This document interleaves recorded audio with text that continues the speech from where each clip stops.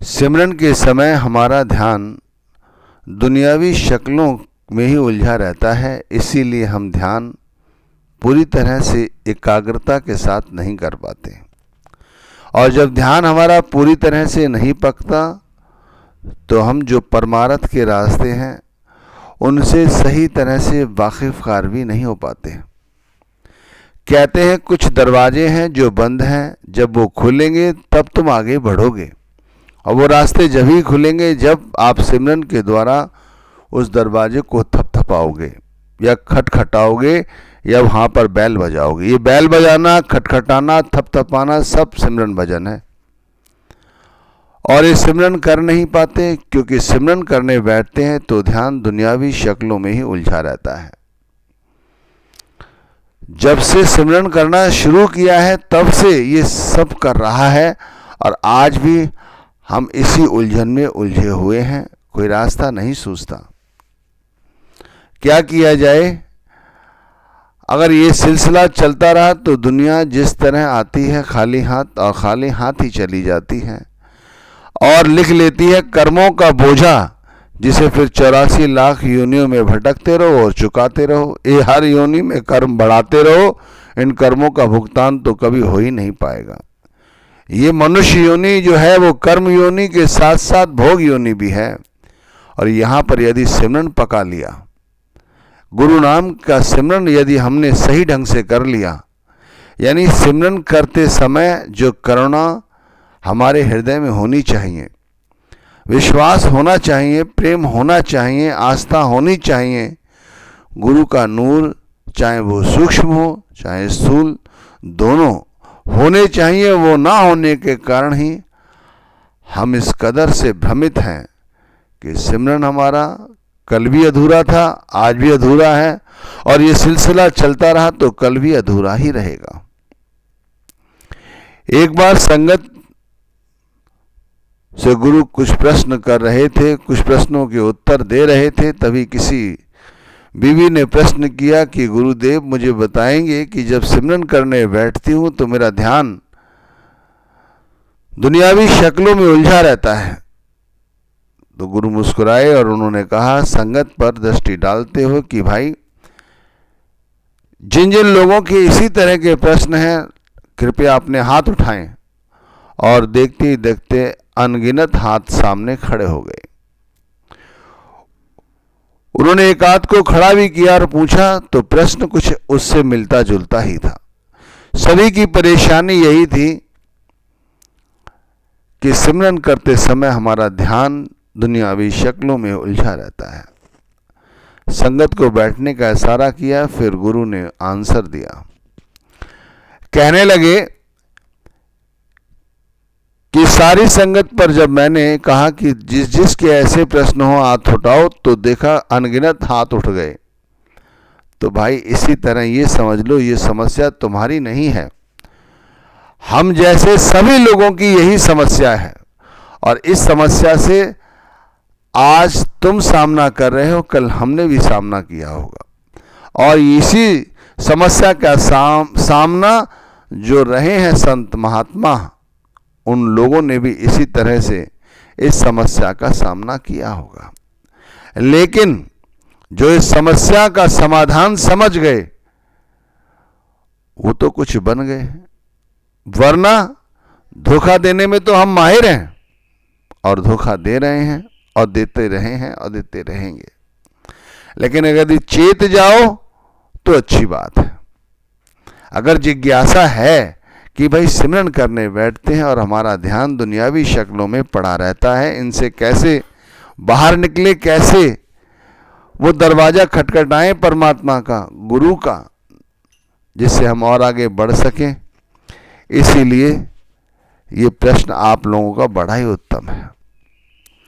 तो भाई देखो इसका उत्तर क्या हो सकता है? इसका उत्तर यही है कि जो हमारा मन है वो काल का एजेंट है। एजेंट समझते हैं? एजेंट है काल का मन, और मन वही काम करता है जो उसे काल कहता है, और काल ने भी वही कार्य करना है जो उसके मालिक ने उससे कहा है। लेकिन काल और दयाल दो हैं। एक काल है, एक दयाल है। जो काल है वो मालिक का सच्चा वफादार है और इसीलिए काल हम सभी के मन पर हावी है। दयाल उस कुल मालिक का सबसे प्यारा भक्त है, सबसे प्यारा। लेकिन ताज्जुब यह है कि इस काल ने हमारे मन को भ्रमित कर दिया है, इसीलिए दयाल और ज्यादा प्यारा होने के बाद भी हम इसे नहीं समझ पाते और काल के जंजाल में ही जकड़ कर रह जाते हैं।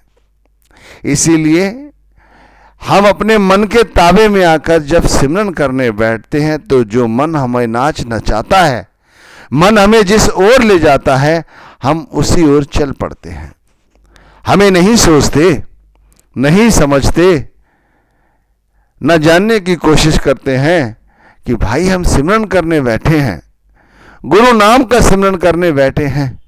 ये वही नाम है जो दुनियावी काम धंधों से, हमारे कर्मों के बोझों से और जो भी हमारे पाप रहे उन सभी से हमें मुक्ति दिलाने वाला है। ये वही नाम है जिसके सिमरन करने से हमारे हृदय में पवित्रता आती है। ये वही नाम है जो शीतलता प्रदान करता है, काम क्रोध लोभ मोह जैसी वासनाओं को हमेशा के लिए शांत करता है, हमारी आत्मा में विश्वास पैदा करता है कि 84 लाख योनियों की जिया जून से जो मुक्ति मिल सकती है वो इसी नाम के सिमरन द्वारा ही मिल सकती है। लेकिन नहीं,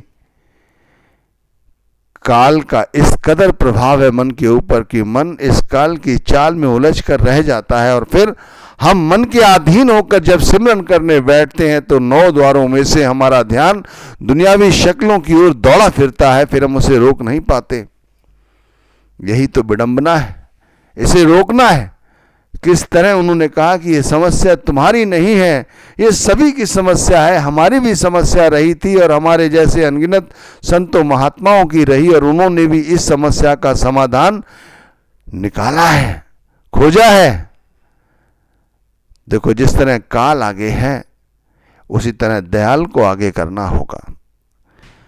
काल हमेशा ही नकारात्मक सोच हमारे हृदय में पैदा करता है। नकारात्मक सोच का मतलब है मैं मेरी, सब कुछ मेरा हो जाए, ये सोच पैदा करता है। और सिर्फ मेरा ही एक सोच आ जाए तो अहंकार, क्रोध, वासना और अनगिनत जो भी विषय विकार हैं सब अपने आप दबे पहुंच चले आते हैं। और एक बार यदि दयाल को मन में बिठा लो कि गुरु का नाम सच है,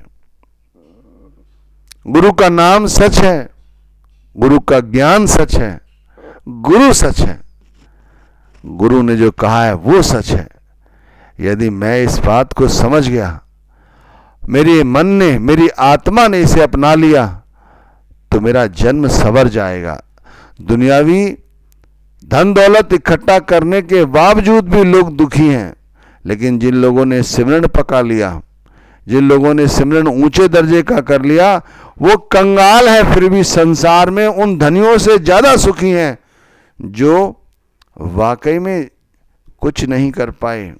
इसलिए नाम की कमाई करो, सुबह बैठो, दोपहर बैठो, शाम बैठो, रात्रि बैठो, जब समय मिले तब बैठो।